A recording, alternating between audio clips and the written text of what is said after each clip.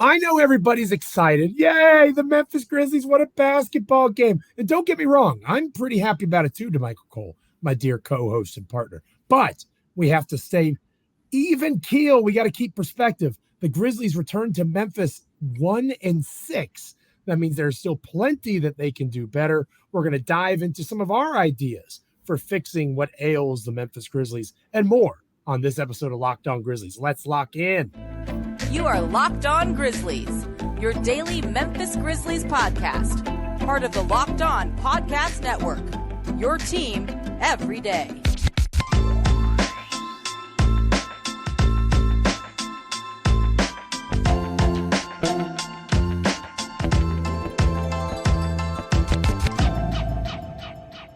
Hello, my dear friends. Welcome to Locked On Grizzlies. Pardon me if I seem more jovial than usual. There's multiple reasons for that. Number one, the reason that you're probably checking out this podcast, however you're checking it out on YouTube or wherever you get your podcasts, is that the Memphis Grizzlies won a basketball game. Yes, super exciting times here at Locked On Grizzlies. I am one of your hosts, Joe Mullinax, joined by my co-host, Damichael Cole of the Commercial Appeal there in Memphis, Tennessee. Make sure you're following him on X at Damichael C. He's the Memphis Grizzlies beat writer for that publication. I write for Bluff City Media. I'm the Memphis Grizzlies columnist over at Bluff City Media. You can follow me on X at Joe Mullinax. Again, Locked On Grizzlies is a proud member of the Locked On Podcast Network, your team each and every single day. Hopefully you're an everydayer at this point, checking out Locked On Grizzlies every time a new episode comes out. But if you're just giving us a shot for the first time, we appreciate you too, and hope that you'll be sticking around for the long haul. Again, YouTube, wherever you get podcasts, it's all good to like, comment, rate, review, subscribe, all those fun things. And this episode of Locked On Grizzlies is brought to you by FanDuel. Today's episode involves FanDuel, which makes every moment more. And right now, new customers get $150 in bonus bets with any winning $5 money line bet. That's $150 if your team wins. That's phenomenal. Visit FanDuel.com/locked-on to get started. Damichael, before we get into basketball talk, do you notice anything different about me? You know, everyone should notice it by now. I mean, we're a couple minutes into the show now, and Joe, you don't sound like this anymore. You sound like Joe. You sound like Joe Mullinax. So you're back. I don't sound like I got a throat chop from Marcus Smart or something like that, or Steven Adams didn't headbutt me in the throat. I took a couple of days, recovered. I appreciate you getting the show immediately following for Monday, talking about the Grizzlies' first win of the season. And it's good to be back. A couple episodes here back to back of you and I talking Memphis Grizzlies basketball. Hopefully no one else has to deal with that. And hopefully we can, just kind of leave raspy voice Joe in the past and never have to speak of him again. Something else I don't want to speak of again is the Grizzlies being the only winless team in the NBA, which thankfully we don't have to do anymore for this season. But as I alluded to at the start, Michael, not all is sunshine and rainbows, right? It's cool to win, but the Grizzlies are 1-6. But according to Cleaning the Glass, they are the 29th offense in the National Basketball Association. I don't know if you know this or not, Damichael. There are only 30 teams in the NBA. So that means the Grizzlies are second to last in points scored per 100 shot attempts. It is not going well for the Grizzlies. They come home, right? And they have another day off. They have played, and correct me if I'm wrong on this. The schedule's about to get really tough. Right. They've played a lighter schedule, but they've also played a lot of games, right? Like I think they're 1-6. They've played 7 games. Not many other teams have played 7 games, maybe a few others. They played one of the more early loaded schedules. So while the schedule's about to get tougher, you're exactly right. It's also going to get a little bit lighter, at least in terms of spacing out of games. So that means practice, things that you attend as the beat writer there for the Commercial Appeal. That means film watching. That means being able to actually sit down and try to fix some of what ails this team. So for you, if take off the beat writer hat for a moment, put on the coach's whistle. What would Coach Cole like to see the Grizzlies, and Taylor Jenkins in particular, because I know that's how you like to do your analysis. How would you like to see Memphis spend this a little bit extra time? Because again, the Miami Heat, obviously Jimmy Butler, talented team, made a major run in the playoffs last year. The opponent that is killing the Memphis Grizzlies right now is the Memphis Grizzlies. They have to fix that first. Yeah, I mean, you're right. And there are a couple things, at this point of the season that the Grizzlies could work on. Just to get away from a specific area, first, I want to say the most important thing is this team needs is continuity. Absolutely. I touched on it a little bit in the last show. And what I mean by that is you need a consistent 5 guys that you know are going to start. You need a consistent guy that you know is going to be the backup point guard, consistent 6-man type guy that's probably looks like it's going to be Luke Kennard. You need consistent roles. You need to figure out who's going to be that next wing guy, off the bench outside of Luke. David Wright has been the guy so far. So you got to figure out who that guy's going to be, but he hasn't played the 3 as much as he's been at the 4. Now you got Santi back. You see what you're going to do with Xavier Tillman and, Bismack Biyombo, how you're going to, maneuver the minutes there. But they need continuity. You're going into the stretch now where you're about to play some really good teams. You're going to play these next 2 games at home against the Heat and the Jazz. Then you go to a West Coast road trip. You got the Clippers, you got the Lakers, then you go to San Antonio, and then you come right back to Memphis the very next night against Boston on the second night of a back-to-back. So it's about to get real, but that's the number one thing for me, Joe. But you made a good point too about the offense, and what I kind of have come to realize at this point is, with Desmond Bane and Jaren Jackson Jr., decent chance one of them is going to have a good game, on most nights, but it's not really good enough because you can depend on the idea that Dez or Jaren will probably play good. Who else right now can you say that guy's going to give me 15 points any night? If we play 4 games a week, he's going to give me 15 3 nights. There really isn't that guy right now. Do it and efficiently do it. Right. We're going to talk more about Marcus Smart later on in the show. Yeah. He is good news. He is putting up some of the best offensive numbers, scoring the basketball himself of his career. That is a positive. Bad news. He is playing terribly in terms of traditional point guard play.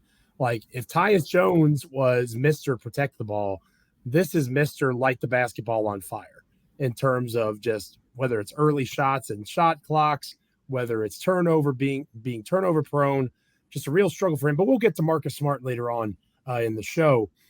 I don't think he'll be a future odd man out, which we'll close the show with today. We'll, as the team gets a little bit healthier, you mentioned Aldama, Luke Kennard, eventually this team will be as healthy as they're going to be without John Morant and Steven Adams and Brandon Clark. And again, Morant out for suspension purposes. I guess for me, I agree with you on the continuity thing. And I wrote about this over at Bluff City Media for today. The front court in particular stands out to me because we've talked about Xavier Tillman Sr. being Steven Adams light, right? In terms of his screening, his passing. Just one game in to his time as a Memphis Grizzly, I think Bismack Biyombo has taken that from X because Tillman does a lot of things well. He's a different kind of defender. That's important to understand. Yep. He's switchable. He has better lateral movement. Steven Adams is more of that drop defender. Bismack Biyombo is similar in that way. And Biyombo is also a much better rebounder in terms of offensive rebounding in particular, which helps an offense that is struggling in terms of protecting possessions and scoring when they actually have the ball in their possession. So I think that for me, what I want to see them work on to build off your continuity point, Jaren Jackson Jr. is your second best player, third best player when everybody's going, or if you want to say he's your second best, he's at worst your third best. He's going to be a max player for you eventually. That's a guy that has to be able to play with everybody, right? But they have to be deliberate with who Biyombo plays with, just like they are with Steven Adams. Like X and Biyombo can't play together. That can't happen. Right, yeah. And that, as they find, and that sounds redundant to say, but you have to remember Biyombo literally just got here, 96 hours ago, whatever the case might be. That this is a guy that is brand spanking new, finding who he makes the most sense with. Can he play with Luke Kennard and Santi Aldama? That might be the best use of Biyombo, right? Is there a wing player that he cannot log time with?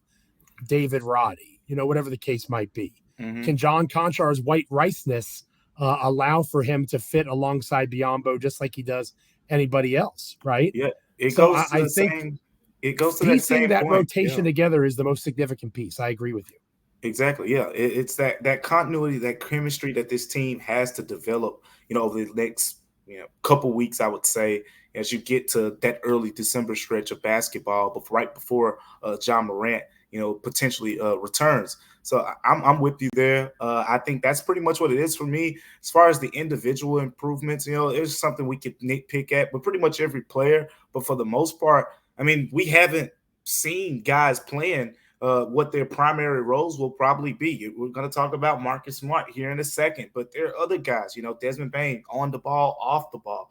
Jaren Jackson Jr., one game he's taken 7, 8 3-pointers. Next game he's taking 4. Is it because of who just the type of shots he wants, the type of shots he's getting? Does it have to do with who's on the floor with him? We see the same thing. Zaire Williams not really shooting high volume. I think he shot 2 of 5 in this last game, despite playing 28 minutes or so.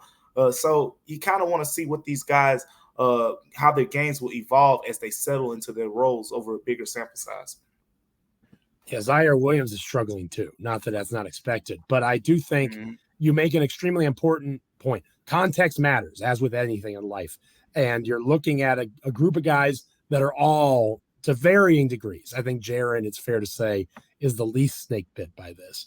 They're all playing out of role to varying circumstances.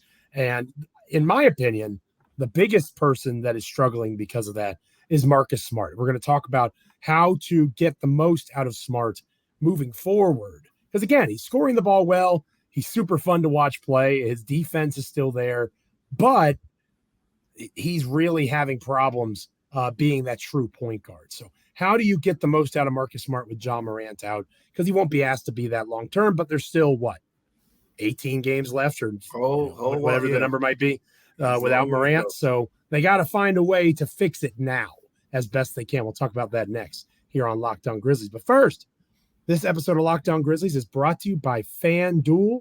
Score early this NFL season with FanDuel, America's #1 sportsbook. NBA season obviously has just gotten underway. They have the in-season tournament that kicked off this past Friday. This is an NBA podcast, but NFL, remember, is in full swing as well. And right now, new customers can get $150 in bonus bets with any winning $5 moneyline bet. That's right, $150 if your team wins. If you've been thinking about joining FanDuel, there is no better time to get in on this action. The app is so easy to use, and I really love playing the various betting options like spreads, player props, over-unders. You can do all of that within one single game as part of the same game parlay.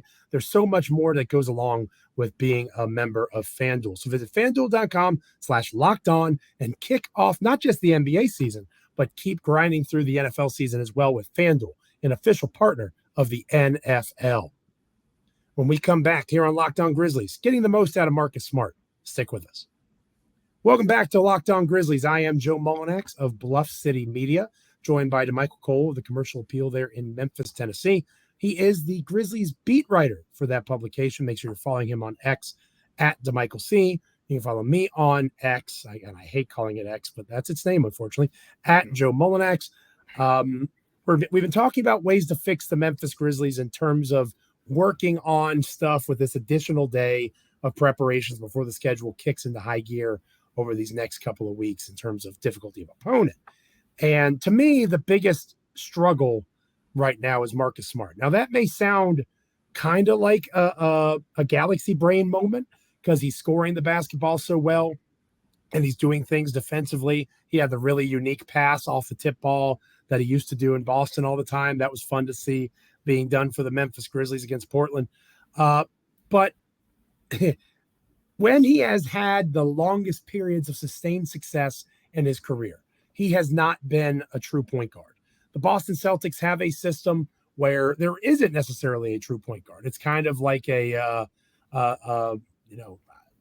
within the aggregate, they have a point guard across all 5 different spots, whoever's on the floor at any given time. Smart has only really been asked to be a traditional point guard by the Grizzlies, and then in his last season in Boston, according to Cleaning the Glass, which is my personal favorite website to use for these stats. He's struggling right now. He had a 15.6% turnover percentage in Boston. He is currently at 22.1%. That puts him in the 7th percentile in the NBA, Damichael. That's really, really bad. There's just not really much makeup you can put on that pig. Now, I want to stress something, and I wrote about this over at Bluff City Media today. This is not calling for Tyus Jones or saying that the trade was bad. We have to keep in mind this trade is about April and May. And that sounds silly to say when the team is 1-6, but that is what this trade is about. It's about having Marcus Smart alongside Ja Morant and Desmond Bane in the playoffs. So yeah, would it be cool to have Tyus Jones, the best substitute teacher in the NBA right now? Yeah, that'd be cool because we would probably have a better record right now if Tyus Jones is the point guard. But that's not the point. The point is for Marcus Smart to be here when Ja Morant is here, and for that partnership along, and the three of them, a 3-guard lineup, assuming that he starts next to Desmond Bane, that is the purpose of this, right? Yeah. So how do you get Smart off the ball more? Is it as simple as having Desmond Bane take over that role? Your best offensive player, should he have the ball in his hands every possession? That kind of makes sense to me as a football guy, right? If your quarterback is your best offensive player and you want the ball in his hands to make a decision, sometimes the best shot's going to be his shot. But to start an offensive set, to move the ball, Bane can always go off of another screen and get his looks in other ways. I really struggle with seeing Marcus Smart. His shooting is probably not sustainable. He can play well offensively. I'm not sure he can do it in his current role with the Memphis Grizzlies. And that's concerning with 18 games to go in the suspension for Morant.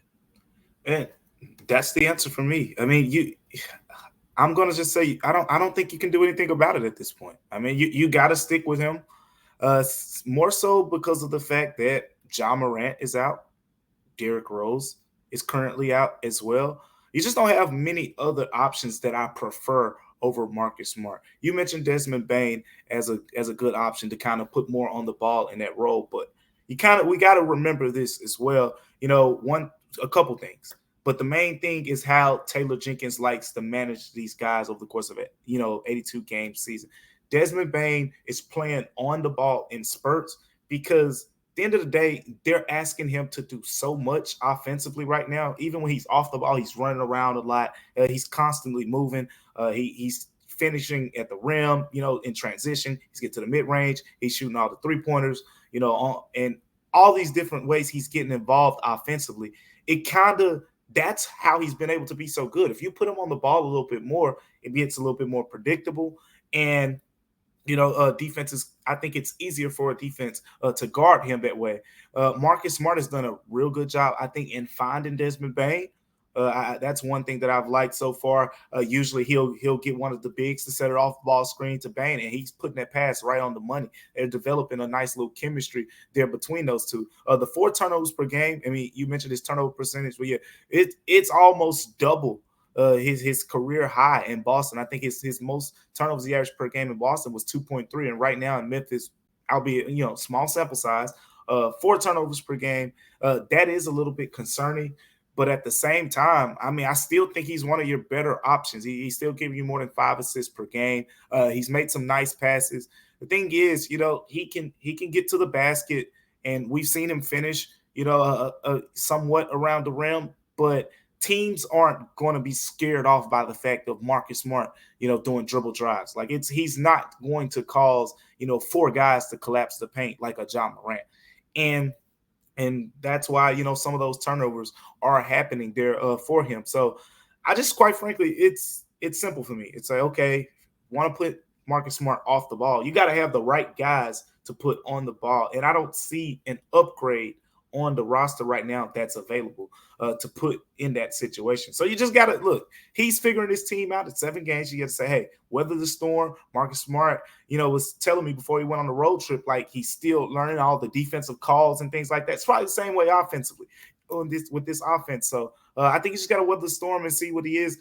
Clearly, if he was, a super dynamic point guard, or whatever the case may be, he'd probably still be in Boston because that's one of Boston's biggest areas of weaknesses for the last 4 years, especially when they got to the finals against Golden State. They just turned the ball over at an alarming rate because they didn't have, that table setter type point guard. So we're seeing that he's not that type of guy. Marcus Smart has always been like a combo guard type player, but I just think he's still your best option right now for the most minutes in that situation. You're right that he's really good at finding Desmond Bane. Unfortunately, he's really good at finding the opposing team too, and that's part of the problem. And one of the things that I personally count, it obviously doesn't count the official, turnover rate, the early shots in the shot clock to Michael. He'll go around a screen and he'll launch something with 18 or 17, 16 seconds left on the shot clock. That's not the best look for the Grizzlies offense in that moment. Again, every possession matters. Like I said, I personally would like to see Desmond Bane on the ball more. Desmond Bane, I would switch their roles. I would have Desmond Bane be the lead guard. I would have him, almost in a Steph Curry kind of role.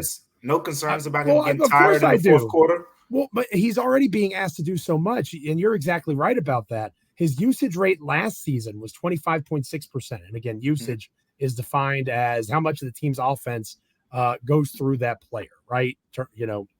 Passing the ball, shooting it, whatever the case might be. He was at 25.6% last year when he was on the floor. He is at 29.6%, almost 30% in terms of usage so far this season. That has him 98th percentile in the NBA, among the highest of highs when it comes to wings in the association. So you're exactly right. There are no good answers, right? If there were good answers, they would have already found them, I think is a fair way to put it.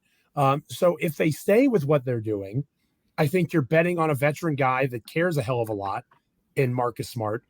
And I'm okay with that bet. I'm just saying what I would do. Yeah. And I think that I trust Desmond Bane enough that, okay, you are a max player. We just invested a ton of freaking money in you.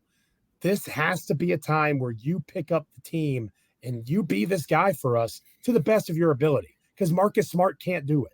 At least in my opinion, he can't. We have a sample size going back to Boston where he wasn't able to do that. And Boston was a heck of a lot more talented than this current version of the Memphis Grizzlies. So that's kind of where I land on it. But that makes for a better episode of the podcast. We can't agree all the time, partner. That would be a really boring show if we each just thought the other person was correct all the time. So it'll be interesting to see how it plays out. For the record, I do think that your version is the one that happens. I think that lines up with Taylor Jenkins' thinking, which, you're very good at that. And it's logical. I don't think it's illogical. I'm just giving the Joe Mullinax take, right? If they had better options, I could see what you were saying. But they don't have better options. If Derrick Rose is healthy on Wednesday, and this is just a quick jab before we go to the next segment, and Derrick Rose also isn't a better option, right? So they are probably doing the best that they can. And I agree that Desmond Bane is doing so well right now. He's playing at an all-star caliber level.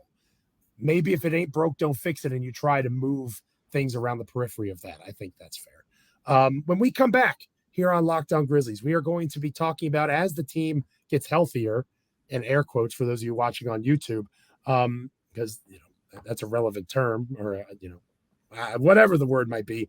It's all relative when it comes to health with the Memphis Grizzlies. But with Santi Aldama back, Luke Kennard, who is going to be the odd man out? That's what we're going to talk about next here on Locked On Grizzlies. But first, this episode of Locked On Grizzlies is brought to you by Jace Medical. There's a lot going on in the world right now. There are so many issues from sea to shining sea. All across the globe, there is tension, all sorts of things that can lead to supply shortages for medications or the inability to get a medication in a timely manner. The solution is the Jace case, which is a personalized emergency medication kit that contains 5 essential antibiotics that treat the most common and deadly bacterial infections. You can also customize your case and add additional life-saving medications based on your own unique needs. You can customize that Jace case with dozens of add-ons to choose a medication that might fit best for you and your family. They're expanding their medication items daily. And another thing to focus in on when it comes to the Jace case is gift cards. You can buy a gift card for family members or loved ones so that they can get a Jace case of their very own. Don't go unprepared in these uncertain times. Go to jacemedical.com and enter the code LOCKEDON at checkout for a $20 discount on your order. That's promo code LOCKEDON at jasemedical.com. When we come back, we'll close out the show talking odd men out. Stick with us here on Locked On Grizzlies. Welcome back to Locked On Grizzlies. I am Joe Mullinax, joined by my co-host, Damichael Cole. Damichael Cole, coach of the Commercial Appeal there in Memphis, Tennessee. I of Bluff City Media. He's the beat writer for them. I'm the Grizzlies columnist for us. Regardless of where you come to us from, you have come to the right place when it comes to Memphis Grizzlies coverage. Damichael, we'll get out of here on this. Luke Kennard's back. Santi Aldama's back, and Santi looked good, in my opinion, in that game on Sunday against the Trailblazers. Not an accident that the better players get healthier and the team looks better. Super weird, right? Hashtag analysis. But once everybody's back, right? Derrick Rose, because of ball handling, you need to have some sort of point guard play. He'll probably slide back into some sort of role when he gets back on the floor. You've got Aldama. Biyombo has arrived, and he looked good against Portland. He's only going to get more comfortable in the Grizzlies schemes. Looking at this rotation, Jake LaRavia is probably already the odd man out as names have come back. Is it David Roddy? Is it John Conchar, who obviously has his own injury kind of thing going on? When you look at what this rotation likely will be, who do you see, being someone who gets their minutes eaten into once the healthiest version of this current state of the Grizzlies comes to full form?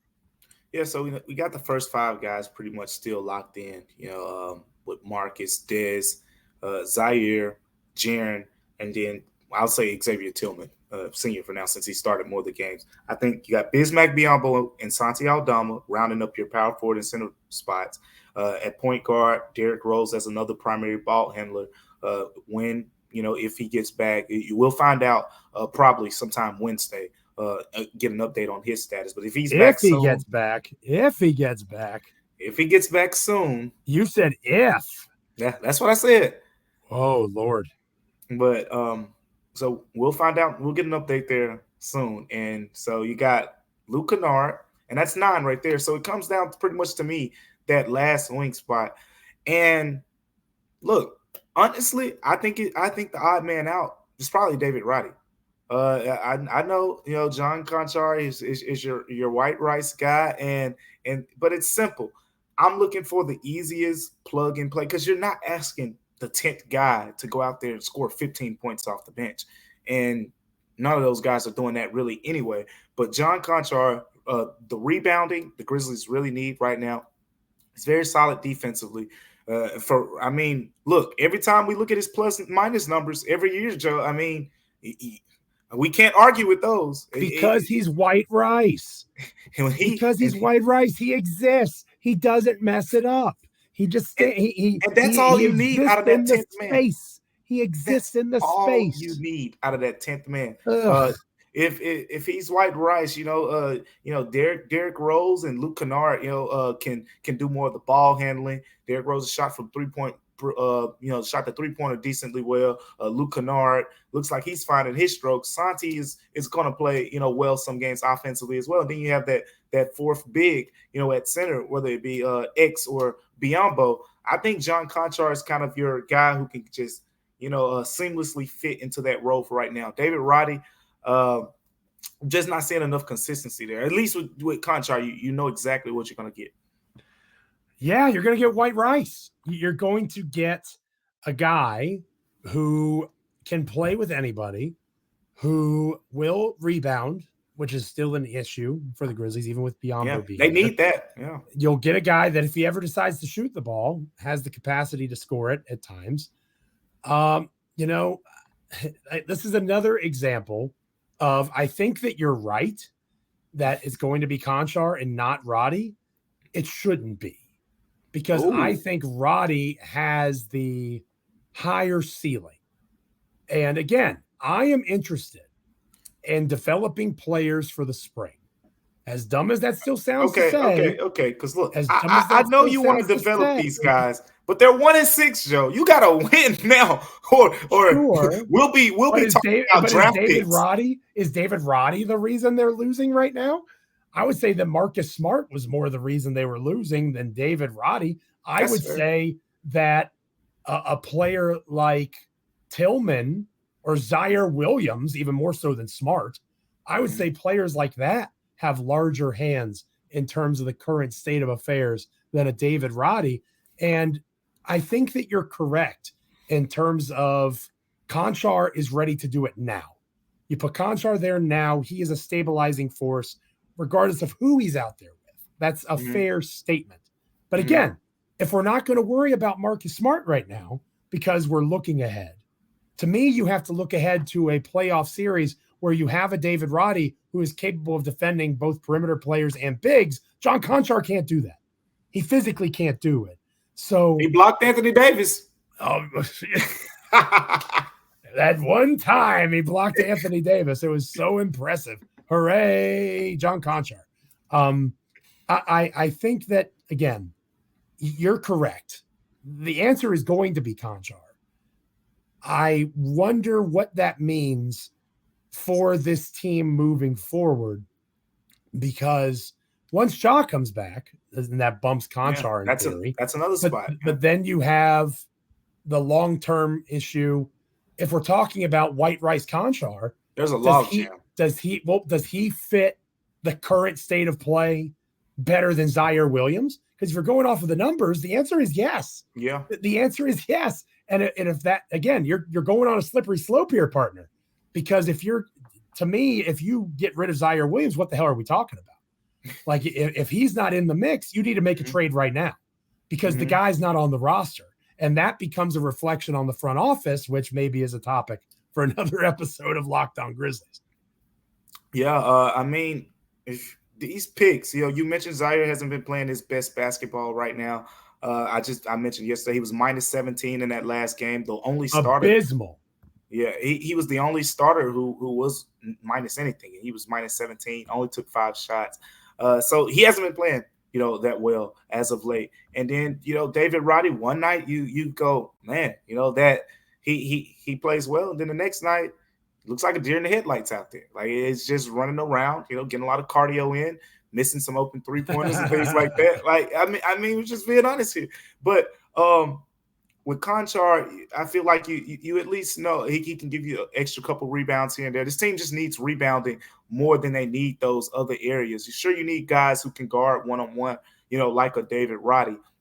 But I feel like a bigger issue for this team is to have more guys being able to crash the boards. And that's probably why Zaire Williams has gotten the minutes that he's gotten so far this season, because that's been one area where he's been really good in helping those bigs rebound. So, I feel like once we get to the point of where Ja gets back, it could be some different pieces, because certain guys will fit playing with Ja better than others, because with Ja, you're going to need probably the best shooters pretty much on the floor with him. So we'll see what happens. And at the end of the day, even if they go 10 guys right now, other guys are going to get opportunities here and there. That's why I'm not opposed to, hey, David Roddy, look, let's give Konchar these minutes right now. And who knows, one game somebody might, get 2 technical fouls and he has to come in. Or like the Dylan Brooks when he, hit LeBron in the groin area. And next thing you know, he comes in and he's got to guard LeBron James. So opportunities will present themselves. You just got to take advantage of them when they come. But right now, this team is 1-6. You don't got time to play the developmental game. And I think you got to speed that process up a little bit, because we mentioned the schedule that's coming up, and that doesn't even include early December. Now that the Mavs look good, remember, the Grizzlies get the Mavs 3 times before Ja gets back. And now they actually look really good. So you got to play them 2 more times. You got the Lakers, you got the Clippers, you got the Suns. Like, it's about to get real.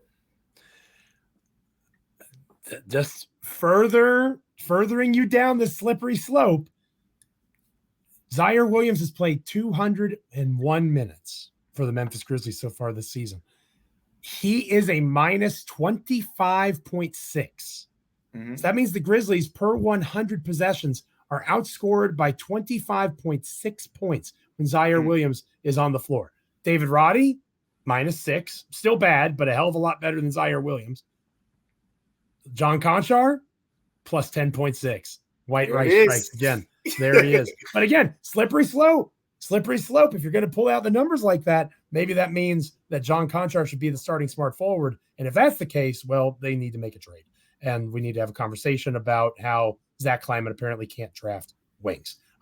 Thank you for checking out this edition of Locked On Grizzlies. The next time that Damichael and I are together here on the podcast, we'll be previewing Grizzlies Heat from all the different angles. Damichael, I'm sure, will have some wonderful tidbits from Grizzlies practice or anything that he's heard around the team if he's not able to make it to that.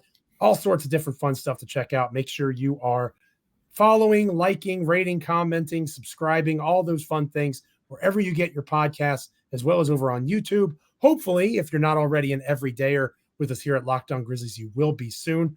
Make sure you're checking out the SiriusXM broadcasts of Locked On Grizzlies. You may or may not hear a familiar voice during that show, which I think is pretty cool, over on SiriusXM. So shout out to the Locked On Podcast Network, which Damichael and I are proud members of here on Locked On Grizzlies, your team each and every day. For Damichael, I'm Joe. We'll catch you next time. Stay locked in wherever you get your podcasts, as well as on YouTube with Locked On Grizzlies. Have a good one.